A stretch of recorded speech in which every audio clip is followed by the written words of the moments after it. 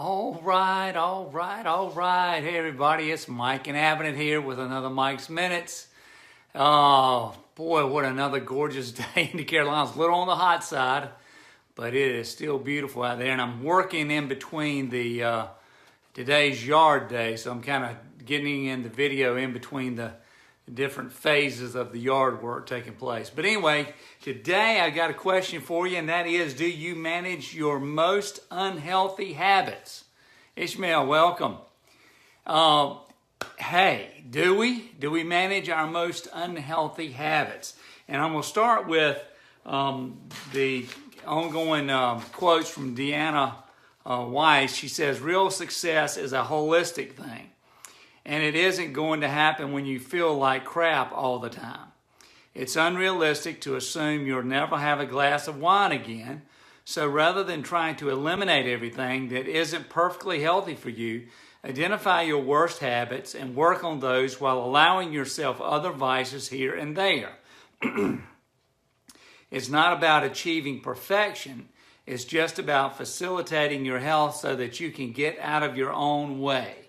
All right. Hey, Tommy. Okay, here's what we got going on. Now, you know, we live in a nation of excess, right? I mean, we do everything over the top. And that definitely relates well to our food consumption and alcohol and all these different things. And you can tell that in terms of health, we're a nation of excess because, think about it, basically I think it's now 1 out of every 5 jobs in the United States are now connected to what I call the sickness industry. You know, so when you look at that, that kind of tells you where we are in terms of managing our most unhealthy habits. Now we're going to talk about, moderation. Okay, we've all heard, right? We've all heard this. Everything in moderation. Well, that just doesn't work. Whose definition of moderation are we going to use? And some things in just the smallest amount can destroy your life. All we got to do is look at the opioid crisis going on right now. So moderation is one of those things that I know we've all said it. We've all, at some point in our life, but whose definition are we going to use? Just look at the 4 top drugs in the United States: sugar, caffeine, alcohol, and nicotine. All right, now, based on any particular time over the last 20, 30 years, you can look at that and you'll come up with a different statistic and study that tells you that this is moderation, depending on what group you follow. So, I mean, it's hard to figure out exactly what does that mean. And plus, too, we're all so unique. We're all so different. What may be moderation for you may be overconsumption for me. So, again, this moderation thing is a difficult and a challenging solution. And the problem, you look at those 4 drugs that I just mentioned, and you think about, all right, we're now moving to legalizing, marijuana. I think Canada just legalized recreational marijuana nationwide. The problem with these things is that they have an addictive component to them. And they also have this thing where, as time goes by, in order to get what you're looking for, you consume more and more of it. So it becomes a challenging thing when you just take those 4 of the leading drugs in the United States. Now, and then we've got another problem we come up with. And this, I've heard this, many of you know I've been in the health and fitness industry for over 30 years, and I've heard this over and over again, whether it be in regards to fitness, nutritional supplements, whatever, lifestyle, any lifestyle component. I've always heard this. Well, I had this uncle, and he drank 10 cups of coffee a day, black. He would consume a fifth of bourbon by lunchtime, he smoked 5 packs of cigarettes with no filter from the time he was 5 years old. He had no doctor visits and no hospital visits, and he lived to be 125 years old. Well, yeah, that was that exception to the rule. So I hope we're smart enough to know that we can't build our life around that one exception in the family that just based on whatever, genetics and whatever else that came into play, did something totally out of the ordinary. Look at the whole of your closest relatives and then make your decision. It's easy for me, I can tell you, based my closest relatives are, it was not a pretty sight. So I know that for me, genetically, I don't need to mess around with this moderation thing. So, we just can't live by the exception. And we have to think about what you feed your body, you are feeding your brain. Now, I know that many people talk about, well, but Mike, we got this blood thing, it's a blood barrier between the body, the blood, and the body and the brain, and it kind of protects us. Well, yeah, but it's not a wall, a solid wall. You have to think of that blood-brain barrier as more like cheesecloth. And so there's a lot of the stuff that we consume that is going to have an impact on the brain. You really are what you eat. From head to toe, you are what you eat, what you drink, what you inhale. It all becomes part of your body. It becomes part of every cell of your body. So based on that, will you and I continue to put certain things into our body based on that knowledge? And are we going to use that thing called moderation? Well, if you take and you think about everything that I eat, that I inhale, that I consume, that I drink, all of that stuff is going to have an impact on every second of every day. It will. It's going to have an impact every second of every day. So based on that, what are you going to continue to allow in?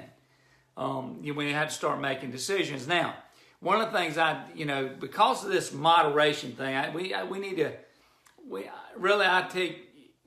rid of that. In order to manage your most unhealthy habits, you have to move your mindset. You have to change your mindset from that of moderation to occasional. So what you do is, and this is what I do, I know that there are certain things that I know that if I consumed on a daily, if I did moderation, I would be in trouble.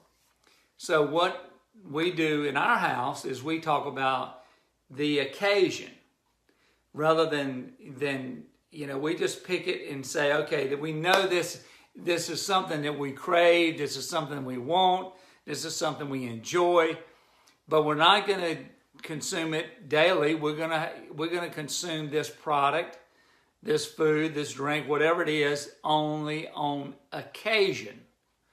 So it doesn't become something that begins to control us. It's an occasion thing. So we, of course, all of us are given free will. We can make those choices. Unfortunately, most people, and this, not all, but a majority. How do I know it's a majority? Well, look at health statistics. Go to the CDC reports and start looking at the statistics, and you'll know that most people will choose a life of survival versus thriving, okay? And so survival means, it kind of goes back to eat, drink, and be merry, for tomorrow you die. So I'm just going to live it up. I'm going to eat what I want to eat. I'm going to drink what I want to drink. I'm going to smoke what I want to smoke. We go into this and we just go, eat, drink, and be merry, for tomorrow you die. And I've always said this. And those of you that know me have heard me say this. But what if you live, which is what most of us do? We've heard all these people say, if I knew I was going to live this long, I would have done things better. I would have not drank so much or smoked so whatever. They go, wow, if I was going to live this long. And that's the thing. We now, we live longer in a state of survival health, which is, we're sick. It's just medicated, feel bad, all this stuff, survival health. And, that's the thing. Most of us just don't eat a cheeseburger and then drop dead. We eat a cheeseburger over and over and over and over until eventually, somewhere down the road, it catches up with you. And then you have, I know, like for me, I look back at my parents and I think back, they spend the last 20 years of their life and everything evolved around the next dose of medicine or the next doctor's visit. We can't take a vacation because of this and because of that. I got to carry all of this stuff in order, and they just, so you spend like 20 years of their life. That was the whole focus of their life, was drugs and doctor visits. So I want you to choose thriving health. And that is where you make choices. You make regular, hey Jennifer, you make regular choices that will put you in this idea of thriving health. Because here's the way I look at it. You want to be able to give your best daily. You want to live up to your best so that you can give your best to all of those that are around you, that depend on you. That, why not give them your best instead of this sick, weak, tired, worn out individual based on the choices you're making of what you're putting into your body and whether or not you're working out. All these things that we know to do that we neglect to do or choose not to do. And then, what about legacy? We're not here just for a moment. We're not here just for ourselves. We're here, hopefully our goal is to leave this world in a better place than when we arrived, that we contribute in some way. And if you're doing the right things and you're managing that health, hey Marlene, if you're managing your health and you are making sure you've got control of those most unhealthy habits, then you can leave a legacy where you have lived out your best and not just, you've thrived and not just survived. And that's what we really want you to do. So I want to leave this with you in terms of, again, going back and thinking about all things in moderation. No. Those things that you desire to have, you have to sit there and say, this has to be the occasion. I only have this. I don't have pizza every day. I only have it one time a week or once every 2 weeks, whatever it is. You gain control by making sure those unhealthy habits are the occasion or the exception and not the rule and not based on moderation. Because like I said, who knows what moderation means? So again, I think, we all need to think about giving our best every day, putting ourselves in the best possible position to be able to do that, right? Because we're not just about surviving health, we are about thriving health.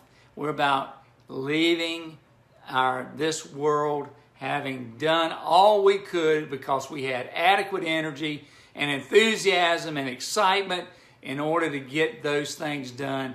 And, it's just something I think we need to focus on rather than just being middle of the road. Okay, folks, that's it for today. Now, I've already got this posted. The notes are already posted at mikeandabbott.com. at my blog. So the notes are already there. I will be adding the video later, probably today. So you'll have both so you can review them. And remember, please make comments if you have specific questions that you would like to have answered. Please let me know. Please, if you get a benefit from this, please share it with someone. We want all of us to live our best, right?